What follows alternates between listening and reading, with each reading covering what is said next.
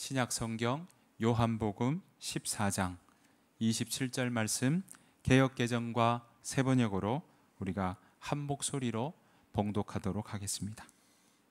요한복음 14장 27절 말씀 개역 개정입니다. 같이 읽도록 하겠습니다. 평안을 너희에게 끼치노니 곧 나의 평안을 너희에게 주노라. 내가 너희에게 주는 것은 세상이 주는 것과 같지 아니하리라. 너희는 마음에 근심하지도 말고 두려워하지도 말라. 아멘. 세 번역으로 한 번 더 읽겠습니다. 나는 평화를 너희에게 남겨준다. 나는 내 평화를 너희에게 준다.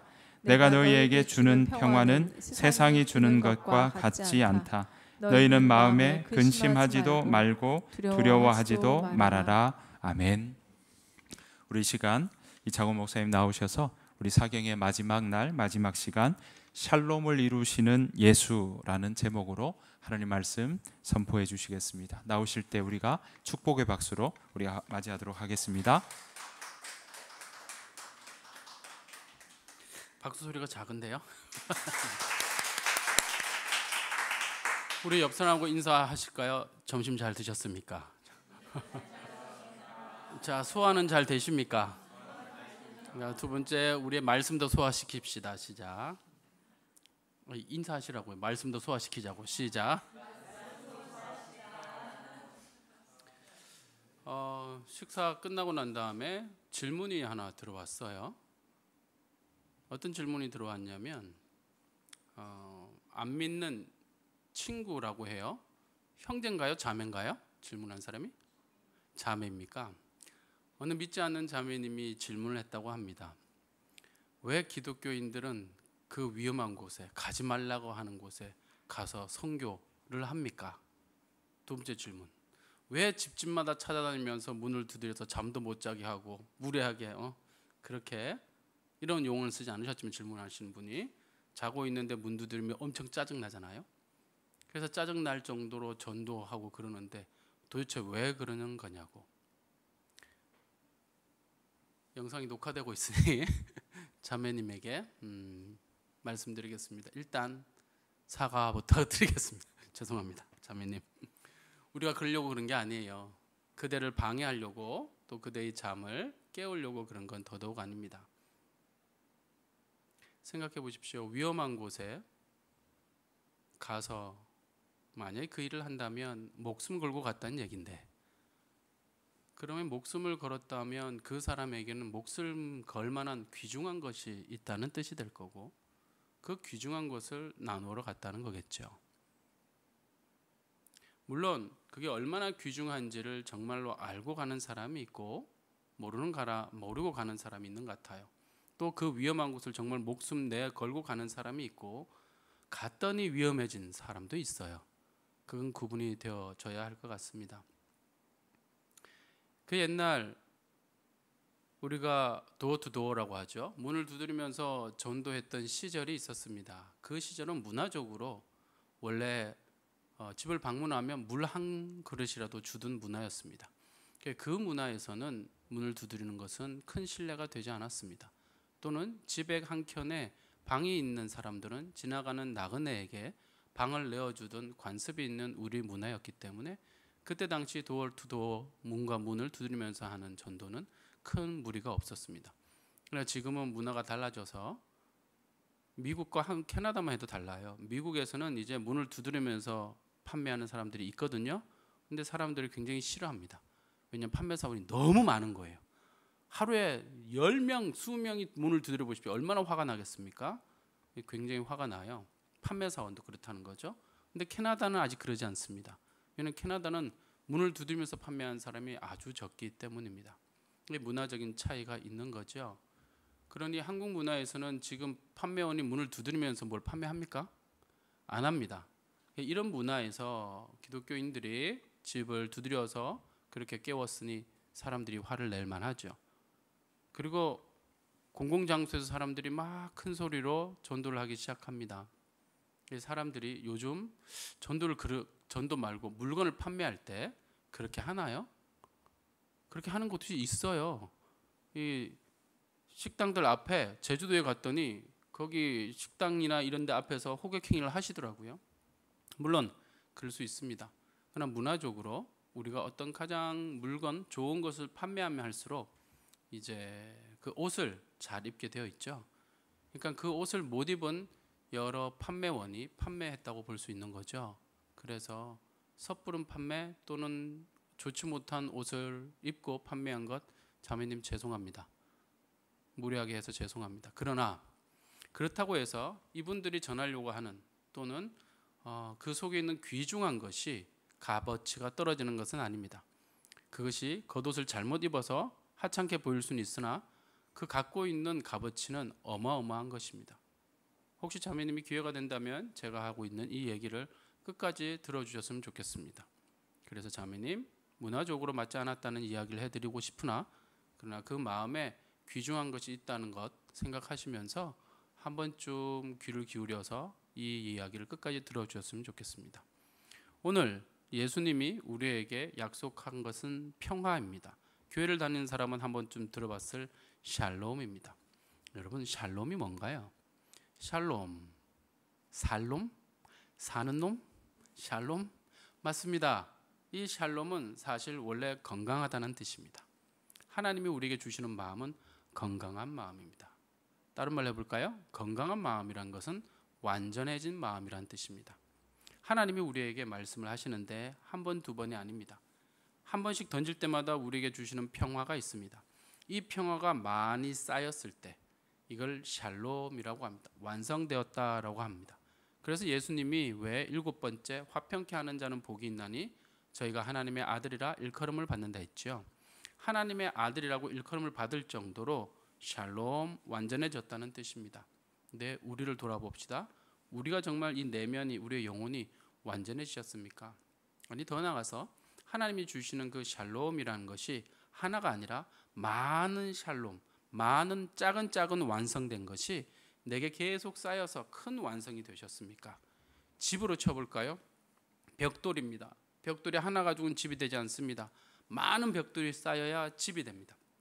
하나님께로부터 오는 그 작은 완성된 샬롬이 완전한 완성된 집을 형성할 때까지 이걸 샬롬이라고 합니다. 이런 샬롬을 갖고 있는 사람들이 원래는 전도를 하는 겁니다. 그래서 7번째 복 다음 8번째가 의를 위하여 핍박을 받은 자는 이렇게 돼 있잖아요. 왜 핍박을 받을까요? 가장 좋은 것이 내게 갖춰진 겁니다. 이걸 나누려고 하는데 상대방이 그걸 이해하지 못했을 때 반대가 일어날 수 있죠. 다시요. 원래 전도란 원래 흘러나오는 겁니다. 진리가 가득 차서 흘러나오는 겁니다. 근데 자매님 죄송합니다. 그분들이 진리가 마음껏 흘러나와서 문을 두드리는지는 사실 의문입니다. 그리고 그 위험한 곳에 가신 분들이 정말로 진리가 흘러나와서 갔는지는 저도 자신할 수가 없습니다. 왜냐하면 기독교 안에서 흘러나와서 가는 사람이 너무 적기 때문입니다. 근데 갔는데 교회에서 시켜서 갔는데 그곳이 마침 위험한 지역이 되어서 사건이 일어나는 일들이 왕왕 있습니다. 그런 경우가 아니고 원래 초대교회는 정말로 자기 속에 이 샬롬, 평화, 건강해진 겁니다. 내 인생이 너무 괴로웠어요. 근데 하나님을 만나서 회복되기 시작했습니다. 근데 한 번 회복이 아니라 하나님의 말씀으로 온전해진 샬롬이 이루어진 사람들이 초대교회에는 전도 선교를 갔습니다.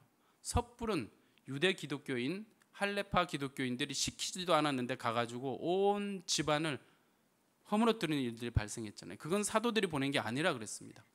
근데 초대교회 보십시오. 누가 갑니까? 바울이 가죠. 바나바가 가죠. 베드로가 가요. 요한이 가요. 다 뛰어난 사람들입니다. 다 하나님 말씀으로 가득 차서 흘러나온 사람이 간 거란 말입니다. 그러니 흘러나오기 전까지는 제발 교회 안에서 조용히 뭐부터 하면 될까요? 채우는 거, 먹는 것 하십시오. 삼계탕 잘 드셨죠? 거기에 녹두가 들어가니 엄청 맛있는 녹두 삼계탕이 됐어요. 제가 먹어본 생계 최고의 삼계탕인 것 같아요. 내가 광고하려고 나온 건 아닌데 되게 맛있었어요. 그것처럼 드셔야 합니다. 먹고 자라나셔야 합니다. 그러면 여러분이 그 삼계탕을 만들어서 줄 수 있을 정도로 생각해보시면 매일 내가 그 삼계탕을 먹는다고 칩시다. 그럼 맛이 익숙해졌으니까 내 그것을 만들어낼 만한 뭔가의 기준이 생기지 않겠습니까? 그게 샬롬이란 말입니다. 샬롬은 우리가 갖고 있는 평화, 세상이 얘기하는 평화가 아닙니다. 왜냐하면 예수님 뭐라고 하셨어요? 세상이 주는 게 아니라 그랬잖아요. 근데 세상에도 평화 있단 말입니다. 그 평화가 아니에요. 이건 하나님이 우리 영혼에 주시는 평화입니다. 하나님의 말씀만이 줄 수 있는 평화입니다. 자매님, 그게 따로 있습니다. 저도 믿지 않는 사람이었는데 그때는 몰랐어요. 근데 예수님을 만나서 그분이 내게 주는 평화를 맛보다 보니까 그건 세상에 없는 것입니다. 이 물질의 세계 것이 아니라고요. 보이지 않는 하나님의 것이고 그 하나님이 우리에게 줬을 때 거기서 오는 평화가 있기 때문에, 그곳에서 내가 지옥 같은 삶에서 벗어났기 때문에, 혹 자매님이 지옥 같은 삶을 살고 있다면 그 평화가 여기 있다고, 그 지옥에서 벗어날 수 있는 길이 여기 있다고 안내해드리고 싶은 겁니다. 근데 하나님 말씀이 거기서 끝나지 않아요. 우리 다음 말씀 보여주시겠어요? 요한계시록에 의하면 보세요. 이 샬롬의 대상이 누군지를 볼게요. 9절 한번 읽어볼까요? 다 같이 읽습니다. 9절 시작. 7 대접을 가지고 마지막 7 재앙을 담은 7 천사 중 하나가 나와서 내게 말하여 이르되 내가 신부 곧 어린 양의 아내를 내게 보이리라 하고. 보십시오. 어린 양의 신부를 보인다 하셨습니다. 이 신부가 누구죠, 여러분? 어린 양의 신부요. 재림 예수가 아니, 어린 양의 아내. 신부가 누구냐고요? 왜 대답이 없죠? 왜? 잠깐만. 신랑은 누구예요? 신부는 누구예요? 우리잖아요. 아드님이 결혼하시죠? 장차 결혼하실 거예요. 그렇죠? 마음이 있다고 하셨으니까. 그러면 아드님이 신랑이고 신부는 데려올 거 아닙니까? 예수님이 곧 어린 양의 아내니까 어린 양이신 예수님이 신랑일 거고, 신부는 누굽니까? 우리입니다. 우리. 그렇죠? 근데 우리를 뭐라고 부르는지 보세요. 10절 다 같이 읽습니다. 준비 시작. 로 나를 데리고 크고 높은 산으로 올라가 하나님께로부터 하늘에서 내려오는 거룩한 성 예루살렘을 보이니. 보십시오. 어린 양의 아내 신부를 보여주겠다고 했는데 그 신부가 뭐라고 불림을 당해요? 하나님께로부터 내려오는 거룩한 성 예루살렘이라고 하죠. 예루살렘이 신부의 또 다른 이름이에요. 예루살렘. 잠깐만요. 지금 우리는 샬롬 하다가 어디로 넘어오고 있냐면 샬렘으로 넘어오고 있어요. 예루살렘. 여러분, 샬롬과 샬렘은 같은 걸까요? 다른 걸까요? 비슷한 거라고요? 같은 거예요. 잠깐만. 에이, 목사님 발음이 다르잖아요. 발음이 달라도 얘는 원래 같은 거예요. 생각해 보시면 이건 자음 문자이기 때문에 샬렘, 샬롬 모음만 다르죠? 그렇죠? 원래는 같은 얘기예요. 예루샬롬이란 뜻이에요. 따라서 예루샬롬. 예루샬롬. 잠깐. 그럼 예루가 무슨 뜻이 있을 거 아니에요? 예루가 이룬다는 뜻이에요. 그분께서, 여호와께서, 우리 마음속에 거하시는 여호와께서 무엇을 이루실 거냐고요? 샬롬을 이루시는 겁니다. 뭔가 건강하게 만드는 겁니다. 뭔가 완전하게 만드는 겁니다. 그 완전해진 존재를 예수님의 신부라고 합니다. 물어보겠습니다. 여러분, 예수님 신부 맞습니까? 아유, 예수님 신부라고 얘기를 하고 싶은데 지금 그러면 이 샬롬이 가득해서 건강해지셨냐고요? 여긴 그랬잖아요. 하나님께로부터 하늘에서 내려오는 거룩한 성, 거룩한 모습으로 내려오고 있는 겁니다. 여러분, 결혼해요. 이미 했는데 앞으로 다시 결혼한다고 칩시다. 자, 꿈 같은 일이 다시 발생하는 겁니다.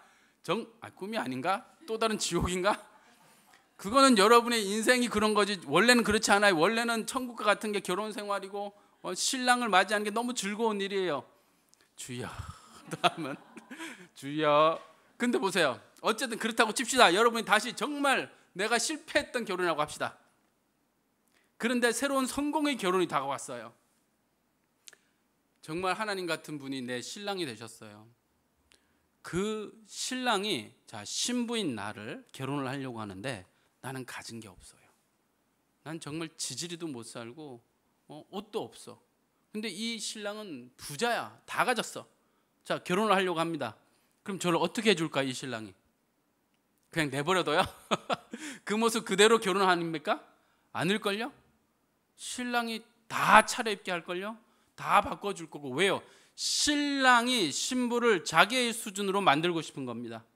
하나님이 우리를 신부로서 자기의 수준으로 만들어서 결혼하고 싶은 겁니다. 그래서 거룩한 성이 됐다는 것입니다. 거룩한이란 단어는 하나님께만 쓰는 단어예요. 근데 그 하나님이 우리를 가만히 놔두지 않는 거예요. 결혼을 하려고 했더니 얘를 때도 좀 벗기고 예쁜 것도 입히고 그 모든 것들을 주는데 그걸 거룩이란 단어로 자기 것을, 하나님의 것을 우리에게 준 겁니다. 그래서 거룩해진 겁니다. 이것을 다른 말로 샬롬을 이뤘다고 하는 겁니다. 건강하게 만들었다, 완전하게 만들었다는 뜻입니다. 그래서 거룩한 성 새 예루살렘이라고 하는 거죠. 다음 11절도 읽어볼까요? 읽습니다. 준비 11절 시작. 하나님의 영광이 있어 그 성의 빛이 지극히 귀한 보석 같고 벽옥과 수정같이 막더라. 보세요. 그 성이 지금 빛이 지극히 귀한 보석 같고 벽옥과 수정같이 맑더라. 이거 눈에 보이는 얘기가 아니에요. 여러분 얘기라고요. 여러분을 하나님이 보석으로 치장을 해버린 거예요. 잠깐만, 여러분에게 주는 보석이 뭘까요? 육체의 것이 아닙니다. 영혼의 것이에요. 하나님의 말씀, 그 귀한 말씀으로, 생각으로, 하나님의 의지로, 꿈으로 하나님의 빛나는 그 무엇인가 보이지 않는 것으로 우리에게 자꾸 주시는 겁니다. 그랬더니 이게 수정같이 맑게 빛나는 겁니다. 그 상태를 얘기하는 거예요. 12절도 읽어볼까요? 시작. 크고 높은 성곽이 있고 12문이 있는데 문에 12천사가 있고 그 문들 위에 이름을 썼으니 이스라엘 자손 12지파의 이름들이라. 보세요. 12절에 자꾸 뭐가 반복을 해요. 뭐가 반복하는 것 같으세요? 12이죠. 크고 높은 성곽에 12문이 있고 12문에 12천사가 있고 그 12문 위에 이름이 있는데 이스라엘 자손 12지파.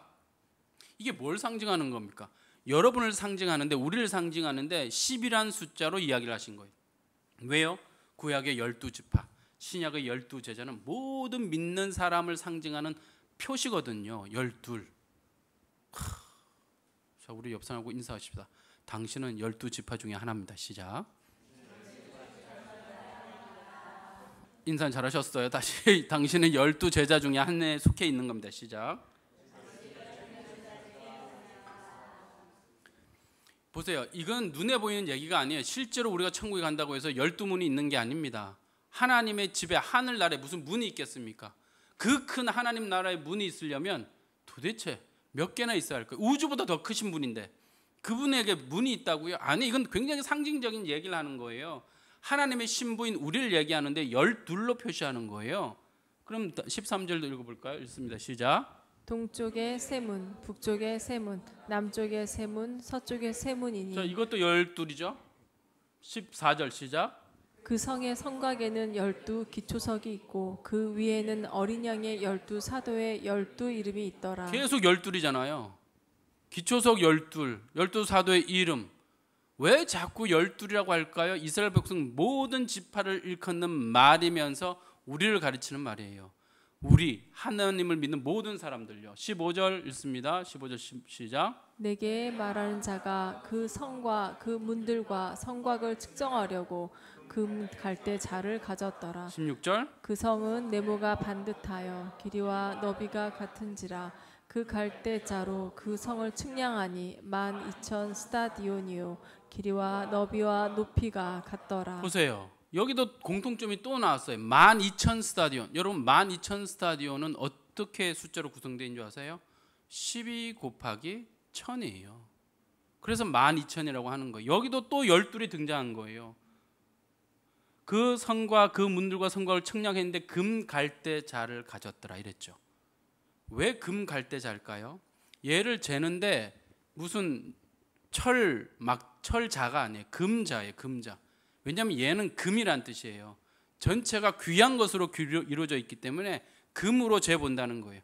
여러분의 영혼이 하나님의 귀한 말씀으로 이루어져 있기 때문에 하나님의 말씀으로 재보는 거예요. 그랬더니요. 17절 읽어볼까요? 17절 시작. 그 성곽을 측량함에 144 규빗이니 사람의 측량 곧 천사의 측량이라. 보세요. 여기 또 등장했어요. 그 성곽을 측량함에 144. 144가 뭡니까?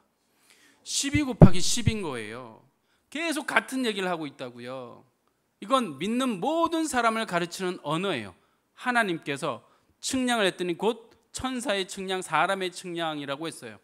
여기에는 또 다른 설명이 들어가야 하지만 여기는 패스, 너무 깊어지니까 이번에는 적당해야 합니다. 더 갈 수는 있지만 안 됩니다. 18절, 19절 읽습니다. 시작. 그 성곽은 벽옥으로 쌓였고 그 성은 정금인데 맑은 유리 같더라. 네, 19절.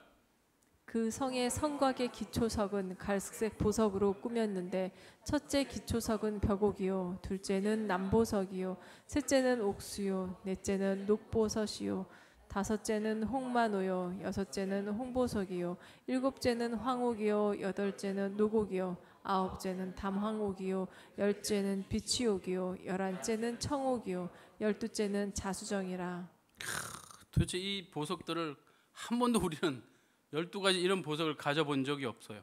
근데 분명한 건 12개의 보석이에요. 하나님이 여러분에게 주시고자 하시는 보석이 많단 말입니다. 샬롬을 이루기 위해서, 하나님 완성하기 위해서 보석을 많이 주실 것입니다. 그래서 성경에서 뭐라 그랬냐면 하늘나라를 위해 훈련받은 서기관마다 자기의 보석 같은 집 창고라고 했는데 한글 번역에는 원래는 보석의 집이에요. 그 보석의 집에서 옛 보석과 새 보석을 꺼내는 집주인과 같다 그랬어요. 여러분, 옛 보석은 뭐고 새 보석은 뭘까요? 이게 구약과 신약인 거예요. 하나님의 말씀의 보석을 가득히 준다고 약속을 했던 겁니다. 우리 삼계탕을 먹고 엄청 졸리실 겁니다. 자, 안 졸리는 사람도 있어요. 소화가 잘 되시는 분은. 안 되시는 분은 졸려요. 자, 우리 옆 사람 한번 안마합시다. 자, 앞 사람, 옆 사람 한번 안마. 잠깐만 좀 하세요. 그렇게 진짜 하시라고요. 저 흉내만 내지 말고. 자매님, 지금은 잠 깨우는 시간입니다. 자, 뒷사람 안마 받기만 하지 말고 줘야죠.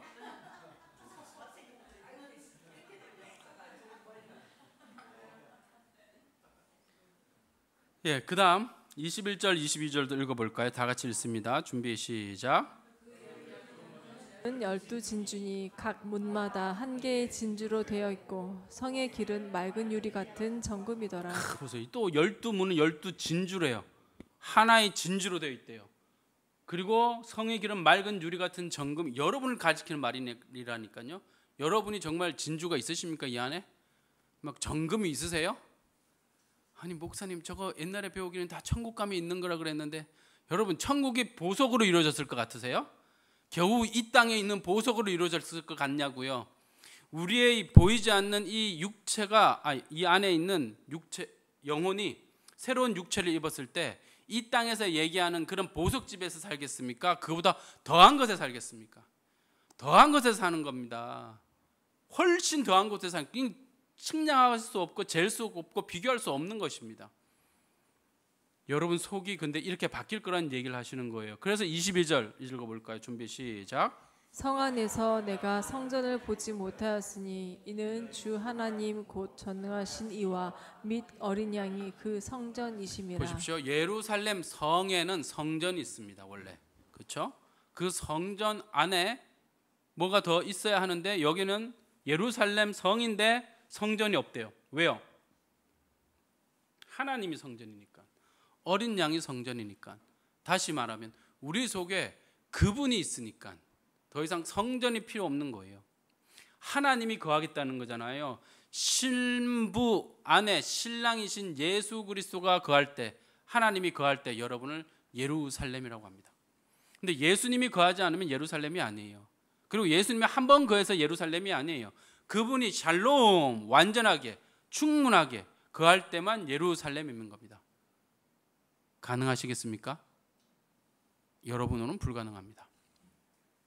하나님은 가능합니다. 그분이 하시겠다고 예루살렘이란 이름을 지으신 겁니다. 예루살렘이란 이름 자체가 그분이 이루실 것이다 라는 뜻이거든요. 이 예루란 말이요, 원래 이름비예요. 야라흐 하면 던진다에서 오고, 하늘에서 하나님이 비를 던져요. 그 비를 던져서 사람에게 이르잖아요. 그럼 그게 뭘로 바뀌냐면 토라라는 걸로 바뀌어요. 한 번쯤은 들어봤을 겁니다. 가르침 또는 율법이라고 번역되어 있는 건데 그건 원래 율법이 아니에요. 하나님이 하늘에서 떨어뜨리는 이름비를 야라흐라고 합니다. 그 이름비의 가르침을 토라라고 하지요. 하나님께서 던지실 겁니다. 뭘요? 샬롬을요. 누구한테요? 신부들한테요. 그래서 온전한 자기의 신부를 만들고 싶은 겁니다. 그래서 에스겔서 11장 16절 읽어볼까요? 시작. 말하기를 주 여호와의 말씀에 내가 비록 그들을 멀리 이방인 가운데로 쫓아내서 여러 나라에 흩었으나 그들이 돌아간 나라들에서 내가 잠깐 그들에게 성소가 되리라 하셨다. 보세요. 에스겔이잖아요. 에스겔 구약이죠. 근데 하나님 뭐라 그래요? 잠깐 그들에게 내가 잠깐 그들에게 뭐가 된다고요? 성소가 된다고요. 이미 계시록에만 나온 게 아니에요. 구약에서도 그분이 성소가 될 거라고. 그분이 있어야 너가 예루살렘이 된다고. 성전이 없는데 예루살렘은 존재하지 않습니다. 예루살렘 성 안에 성전이 있어야 합니다. 하나님의 신부들 안에 하나님이 있어야 합니다. 근데 말씀이신 하나님이신 그분이 우리 속에 있기를 원하시는데 그 말씀이 없으면 하나님이 없는 겁니다. 나 예수님 믿는데요. 그렇게 섣불리 믿었던 사람들이 섣불리 전도해서 지금 저런 자매님이 고통받잖아요. 섣부른 것이 아니라 온전한 하나님의 신부가 된 사람들이. 원래 전도란 가장 사랑하는 사람에게 했던 것입니다. 하나님을 알게 된 사람이 내 주위에 가장 사랑스러운 친구들한테 이걸 나눠주고 싶었던 거예요. 그래서 초대교회는 전도는 다 사랑하는 사람에게 전했던 겁니다. 모르는 사람에게 전한 게 아니에요. 가까운 사람에게 전했다고요. 고넬료가 베드로를 불러왔을 때 자기 혼자 들으면 되는데 누구를 불렀습니까? 주변에 있는 자기가 사랑하는 사람을 부른 겁니다. 왜요? 가장 귀한 건 내가 사랑하는 사람과 나눠 먹고 싶은 거예요. 하나님이 성소가 되겠다고 분명히 얘기를 하셨잖아요. 다음 에스겔서 11장 19절 20절도 읽어볼까요? 읽습니다. 준비 시작. 내가 그들에게 한 마음을 주고 그 속에 새 영을 주며 그 몸에서 돌 같은 마음을 제거하고 살처럼 부드러운 마음을 주어 내 율례를 따르며 내 규례를 지켜 행하게 하리니 그들은 내 백성이 되고 나는 그들의 하나님이 되리라. 그들은 내 백성이 되고 나는 그들의 하나님이 되리라. 이걸 바꿔볼까요?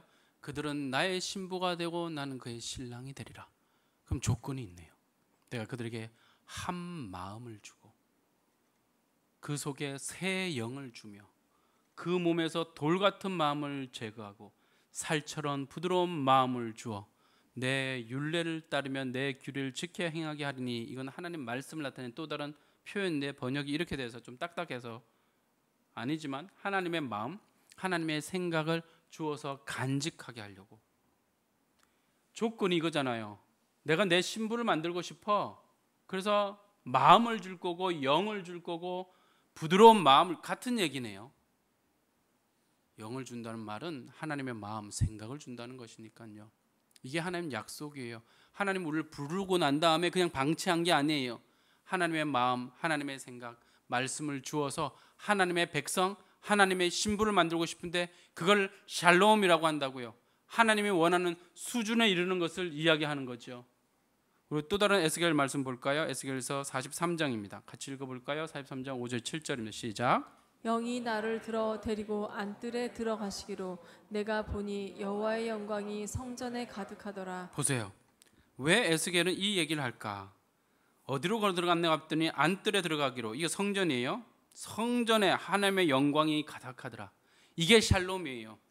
하나님의 영광이 여러분 속에 가득한 상태, 하나님의 신부, 빛나는 옷을 입은 존재, 그 존재로 하나님은 만들고 싶습니다. 그래서 가만두지 않으시는 거예요. 끊임없이 하나님의 샬롬을 주시겠다고 약속하고 계신 거예요. 6절, 7절 읽어볼까요? 읽습니다. 준비 시작. 성전에서 내게 하는 말을 내가 듣고 있을 때 어떤 사람이 내 곁에 서 있더라. 7절. 그가 내게 이르시되 인자야 이는 내 보좌의 처소 내 발을 두는 처소 내가 이스라엘 족속 가운데 영원히 있는 곳이라. 거기까지요. 보세요. 인자야 이는 내 보좌의 처소야. 내 발을 두는 처소, 내가 이스라엘 족속 가운데 영원히 있을 곳. 여기가 어디입니까? 이게 만약에 눈에 보이는 예루살렘 성이었다면 영원한 그분의 집을 누가 건드렸을 때 하나님이 가만히 있었을까요? 아니, 여러분은 여러분의 집을 누가 건드리면 가만히 있습니까? 하나님이 얘기하는 집이 정말 솔로몬 성전이었고, 그래서 나중에 세워진 그 성전, 눈에 보이는 성전이 하나님의 처소였다면 하나님은 그거 지켰을 겁니다. 근데 그게 아닌 겁니다. 하나님이 지켜주고자 하는 건 여러분 마음입니다. 여러분 영혼이란 말입니다. 하나님이 그 보좌를 두려고 하는 것, 그 발을 두려고 하는 것, 영원히 있을 장소는 여러분의 마음입니다. 그러니 하나님의 마음, 하나님의 집을 하나님이 꾸미시는 거라고요. 하나님 말씀을 부으셔서 하나님이 꾸미신데 그 상태를 샬롬이라고 한단 말입니다. 에스겔은 이 장면뿐만 아니라 다음 에스겔에서 또 볼까요? 같이 읽습니다. 준비. 그 다음 47장 1절 있으면 시작. 그가 나를 데리고 성전 문에 이르시니 성전의 앞면이 동쪽을 향하였는데 그 문지방 밑에서 물이 나와 동쪽으로 흐르다가 성전 오른쪽 제단 남쪽으로 흘러내리더라. 보세요. 지금 이게 우리가 아는 장면인데요. 하나님의 에스겔이라는 성전을 통해서 거기서 물이 나와요. 물이 쭉 나와가지고 나중에 바다를 이룬다는 그런 장면이잖아요. 그 장면이. 근데 이 문이 어디서 나온대요? 성전 문에 이르시니 성전의 앞면이 동쪽을 향하였는데 그 문지방 밑에서 물이 나와 동쪽으로 흐다가 왜 동쪽일까요, 여러분?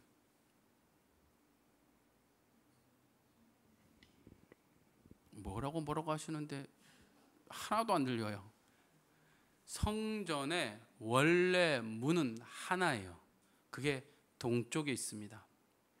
자, 성전은 우리를 가리키는 말이라 그랬죠. 성전에 문이 하나 있어요. 우리에도 문이 있다 그랬죠. 문이 있는데 이 동쪽에 있는 문이에요.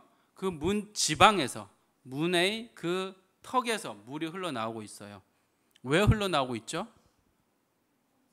넘치니까. 어디서 넘쳤죠?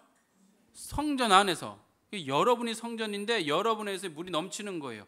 넘치니까 문이 있는 쪽으로 흘러갈 수밖에 없죠. 화장실에서 물이 터졌어요. 그럼 물이 어디로 나와요? 문으로 나오지. 제가 창문으로 나갈 일은 없잖아. 문으로 나오겠지. 그렇게 나온 거예요. 여러분을 가르치는 언어예요. 하나님의 성령이 충만하면 감출 수가 없어요. 그 입에서 하나님의 말이 나온다고요. 성령 충만한 말이 나온다고요. 성령 충만한 성전에서 물이 나오는 거예요. 근데 그 물이 콸콸콸 나온대요? 아니요. 문 지방 틈으로 나오잖아요.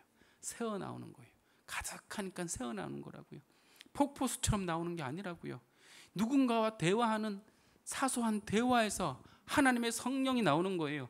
여러분의 성이 안이 가득 차면 누군가와의 그냥 일반 대화인데 여러분의 입에서는 이 성령의 물이 나오는 거예요. 끊치지 않고 나오는 거예요. 그랬더니 상대방에게 영향을 미친다는 얘기를 하고 싶으신 거죠.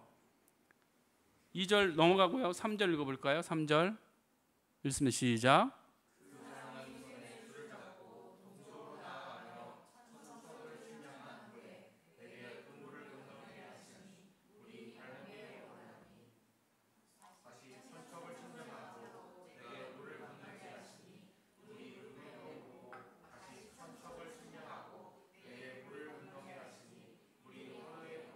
(5절) 다시 천척을 측량하시니 물이 내가 건너지 못할 강이 된지라. 그 물이 가득하여 헤엄칠 만한 물이요 사람이 능히 건너지 못할 것이더라. 그가 내게 이르시되 인자야 내가 이것을 보았느냐 하시고 나를 인도하여 강가로 돌아가시게 하시기로. 인자야 내가 이것을 보았느냐. 이게 무슨 뜻일까요? 인자야 내가 이걸 보았느냐. 내가 하려고 하는 일이 이거야. 우리는 에스겔의 성전 이야기가 딴 나라 이야기인 줄 알았어요. 근데 이건 딴 나라 이야기 아니고 여러분을 향한 이야기. 인자야 이것을 보았느냐. 내가 하고 싶은 일이 이거다. 에스겔 너를 통해서 하고 싶은 일이 이거야. 에스겔아 나의 말을 대언해라. 마른 뼈들이 살아날 수 있도록. 에스겔아 나의 말을 대언해라. 그들에게 근육이 붙고 힘줄이 붙도록. 에스겔아 나의 말을 대언해라. 그들에게 생기가 들어가도록. 그래서 하나님의 큰 군대가 되도록. 하나님의 사람들은 샬롬이 이루어진 하나님의 예루살렘 성전이 되게 하시려고 하시고 그 안에 하나님의 성령이 가득해서 생수의 강이 나오게 하려고 한다는 말의 또 다른 표현이었던 거예요. 내가 이것을 보았느냐. 이거를 또 설명을 하는데 그게 7절입니다. 7절 읽어볼까요? 시작. 내가 돌아가니 강 좌우편에 나무가 심히 많더라. 8절. 그가 내게 이르시되 이 물이 동쪽으로 향하여 흘러 아라바로 내려가서 바다에 이르니 이 흘러내리는 물로 그 바다의 물이 되살아나리라. 보십시오. 이 물이 그 물이 흘러갔는데 나무가 엄청 많아지고 뭔가 생기가 있어지기 시작한 거죠. 그 물이 어디까지 갔어요? 바다까지 갔대요. 그랬더니 그 바닷물이 어떻게 된대요? 바닷물이 죽었어요? 되살아난 거 보니 죽었네요. 왜 이 바닷물은 죽어버렸을까요? 이걸 사해라고 하는 눈에 보이는 그 바다일까요? 아닙니다. 인간의 마음을 상징하는 또 다른 언어입니다. 우리의 마음은 생각의 바다입니다. 어마어마한 생각의 바다인데 이 생각의 바다가 하나님이 말씀하시길 죽어 있다는 겁니다. 근데 이 생각의 바다를 누가 살릴 거냐는 말입니다. 하나님의 마음, 하나님의 물, 생수의 강이 가득한 존재가 살린다는 얘기입니다. 예수 그리스도 그 말씀을 품어 이것이 진리가 되어서 나오는 존재에 의해서 상대방이 살아날 거란 말입니다. 그래서 바닷물은 두 개입니다. 계시록에 가면 하나님이 앉아있는 수정 바다가 있고 음녀가 앉아있는 바다가 있죠. 그건 죽은 바다입니다. 그 바닷물을 살리겠다는 겁니다. 누가요? 여러분을 통해서 하나님이 하시겠다고요. 여러분이 성령 충만해지고 하나님 말씀을 먹어서 우리가 지금 4번에 걸쳐서 사경을 하잖아요.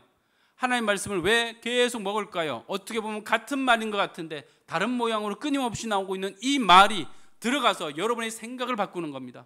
그래서 바다를 바꾸겠다고요. 하나님이 이 안에 하나님이 죽어있는 바다를 수정바다, 하나님이 다스리는 바다, 그걸로 바꾸겠다고 약속하고 있는 거잖아요. 그것뿐입니까? 9절 읽어봅시다. 9절 준비 시작. 이 강물이 이르는 곳마다 번성하는 모든 생물이 살고 또 고기가 심이 많으리니 이 물이 흘러 들어가므로 바닷물이 되살아나겠고 이 강이 이르는 각처에 모든 것이 살 것이며. 약속하셨어요. 여러분의 입에서 내뱉은 그 말이 여러분이 하나님의 신부 샬롬이 되어 있다면 거기서 나오는 그 말이 살릴 거랍니다. 모든 생물이 살고 고기가 심이 많아지고 이 물이 흘러 들어가는 마다 바닷물이 되살아나겠고 이 강이 이르는 각처의 모든 것이 살 것이라. 하나님의 꿈이라고요. 자매님, 우리가 자매님에게 해주고 싶었던 건 이겁니다. 자매님의 영혼이 죽어 있다면 살리고 싶은 거예요. 그런데 방법이 없는 겁니다. 그래서 섣부른 사람들이 잠을 깨워서 죄송합니다. 그러나 정말 하고 싶었던 건 이거예요. 그대의 마음이 혹 죽어 있다면 살리고 싶으신 거죠. 10절 읽어볼까요? 10절 있습니다. 준비 시작. 또 이 강가에 어부가 설 것이니 엔게디에서부터 에네글라임까지 그물 치는 곳이 될 것이라. 그 고기가 각기 종류를 따라 큰 바다의 고기같이 심이 많으려니와. 보세요. 이 물이 이르는 마다 고기가 엄청 많아질 겁니다. 살아있게 된다고요. 그런데 현재의 기독교의 모습이 어떻습니까? 들어와서 교회에 들어와서 딱 거듭났어요. 은혜 좀 받은 것 같아요. 그런 다음에 이 고기가 물고기를 낳을 수 있도록 튼튼하게 키워야 되는데 그러지 않고 막바로 잡아서 가판대 위에 놔둬요. 아니, 기독교인이 생선 가게에 팔려나가는 가판대 위에 있는 생선입니까? 왜 오자마자 잡아가지고 남에게 봉사하게 하고 섬기게 하고 뭐하게 하고 좀 키워서 애를 낳아야죠. 자녀를 낳으면 보고 싶은 게 손자 아닙니까? 그러면요, 정말로 손자를 보고 싶다면 기다려야죠. 키워줘야죠. 먹여줘야죠. 샬롬이 될 때까지 해줘야죠. 그래서 성경은 분명히 그 고기가 각기 종류를 따라 큰 바다의 고기같이 심이 많으려니와. 우리가 바다에 고기가 엄청 많잖아요. 왜 많습니까? 그 물이 생명력을 줘서 양분을 줘서 키운 거 아닙니까? 그게 원래 기독교란 말입니다. 그게 원래 하나님 바라보는 샬롬이란 말입니다. 근데 그 모습이 너무 보고 싶습니다. 그러려면 각자에게 이 일이 있어야 됩니다. 마지막 11절 읽어볼까요? 11절 12절 시작. 그 진펄과 개펄은 되살아나지 못하고 소금 땅이 될 것이며 강 좌우가에는 각종 먹을 과실나무가 자라서 그 잎이 시들지 아니하며 열매가 끊이지 아니하고 달마다 새 열매를 맺으리니 그 물이 성소를 통하여 나옴이라. 그 열매는 먹을만하고 그 잎사귀는 약재료가 되리라. 그 열매는 먹을만하고 그 잎사귀는 약재료가 되리라. 여러분의 입에서 나오는 말이 먹을만하고 그 말이 다른 사람을 살리는 약재료가 될 것입니다. 하나님이 약속하신 겁니다. 강 좌우에 각종 먹을 과실나무가 자라서 그 잎이 시들지 아니하며 열매가 끊이지 아니하고 달마다 새 열매를 맺으니 그 물이 어디서 나온대요? 성소를 통하여서 나옵니다. 성소요. 성소는 아까 없었다며 안 보인다면서요. 그분이 성소라면서요. 하나님께로부터 나온단 말입니다. 이 말은, 이 생각은 하나님께로부터 나와서 가득 차서 나와 다른 사람을 살리는 약재료가 되며 먹을 만한 것입니다. 이거를 사도 바울은 뭐라 그랬냐면 이거를 건강한 가르침이라고 했습니다. 디도한테 그랬다고요. 건강한 가르침, 진리 모든 것이 빠짐이 없는 완전해진 가르침. 그것은 늙은 여자나 늙은 남자나 젊은 남자나 젊은 여자나 종까지에게도 영향을 미쳐서 그들이 바뀔 거라고 약속했던 하나님의 말씀. 그러니 섣불리 전도부터 할 것이 아니라 채우셔야 합니다. 하나님 말씀을 드셔야 합니다. 먹고 자라셔야 합니다. 예수님도 자랐는데 우리가 안 자라면 어떡하자는 것입니까? 하나님 말씀을 먹고 또 먹어서 어디까지요? 샬롬이 될 때까지, 하나님의 집이 될 때까지, 그래서 다른 아이를 낳을 때까지. 여러분이 분명히 다른 사람을 낳음으로, 여자가 아이를 낳음으로 구원을 받는다, 이런 구절이 있죠. 아니, 여자가 아이를 낳지 못하면 그럼 구원받지 못합니까? 그 얘기를 하는 게 아닙니다. 내가 구원을 받은 사람이라면 내 말에 의해서 다른 생명이 태어날 거라는 것입니다. 그걸 아이를 낳는다 표현한 겁니다. 누구나 자라면 아이를 낳습니다. 결혼해서 모든 하나님의 사람들은 자라면 아이를 낳습니다. 근데 아이를 왜 못 낳느냐고요? 내가 안 자랐으니까요. 왜 안 자랐냐고요? 하나님 말씀을 제대로 안 먹었으니까요. 매일같이 끊임없이 하나님 말씀을 제대로 먹었다면 우리의 영혼은 그냥 자라나게 되어 있습니다. 샬롬은 그냥 일어나는 거랍니다. 완전한 것은 그냥 일어나는 겁니다. 여러분, 지금 여러분의 몸이 완전합니까? 완전합니다. 원래 어릴 적도 완전했어요. 완전한 인간이었다고요. 그렇지만 그 완전한 인간이 또 먹어서 완전한 인간이 점점점 완전해지는 겁니다.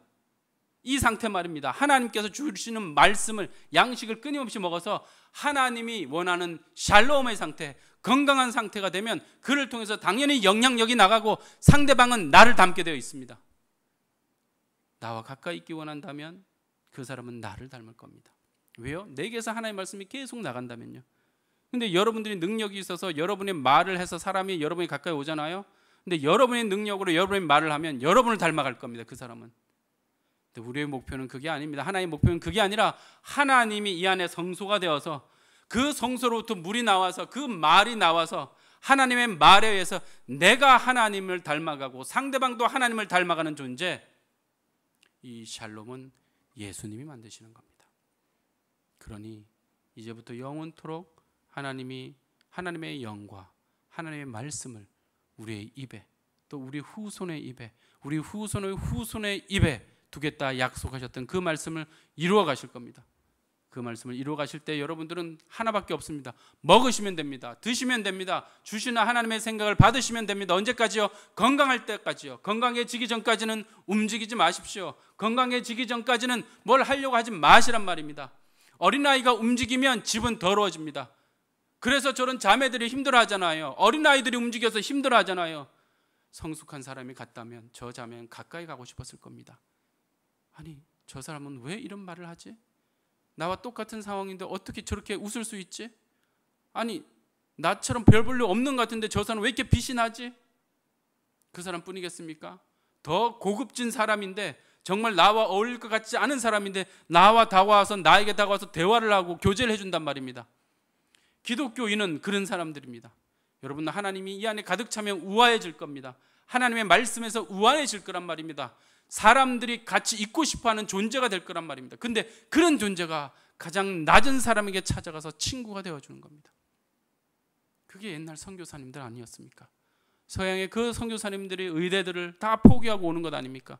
그래서 이 조선 땅에서 죽어나갔습니다. 자기 자식이 죽어서 계속 있었습니다. 왜요? 가장 귀한 것을 알았으니까. 그 귀한 것을 조선 민족에게 주려고 했던 거 아닙니까? 우리의 조상들은 그것을 못 알아보고 다 핍박하고 죽이기까지 했지만 그들의 무덤이 저 절두산에 있습니다. 동일하게 그래서 그 위험한 곳에 한국인 선교사님도 나가 있는 겁니다. 그 귀한 것을 주려고요. 물론 그 귀한 것을 가득히 채워간 사람이 있고 그냥 젊은 날의 헌신 때문에 간 사람도 있어서 안타깝지만, 그러나 본래는 가장 귀한 것이 차여 있기 때문에 안 가고 싶죠. 인간으로 생각하면요. 그러나 하나님이 가라고 보내시니 가는 것 아닙니까? 그래서 목숨을 버려서 그곳에 꽃을 피웠던 것이 아니었겠습니까? 동일하게 하나님 우리에게 이 일을 계속하고 계십니다. 시간이 다 가서 어쩔 수가 없이 마쳐야 합니다. 그러나 여러분, 저는 마치지만 여러분 속에 계신 성령님과 하나님과 예수님은 일을 쉬지 않으십니다. 아버지께서 이제까지 일하시니 나도 일한다 하셨던 그분은 여러분 속에서 끊임없이 말씀하실 것입니다. 그 말씀을 먹으면 됩니다. 잠깐 기도할까요? 하나님 아버지 감사합니다. 지난 4번의 설교를 통해서 아버지께서 하시고자 하시는 말씀을 드러내시니 감사합니다. 예루살렘을 만들어 주시옵소서. 하나님 원하는 샬롬이 가득한 성도들 되게 해 주시옵소서. 섣부른 행동으로 많은 사람들이 힘들어하는 그런 사람이 되지 아니하고 하나님의 평강의 물이 흘러나와 가는 곳마다 영혼을 살리는 귀한 하늘의 사람으로 만드실 하나님을 찬양하며 예수 그리스도 이름으로 기도드리옵나이다. 아멘.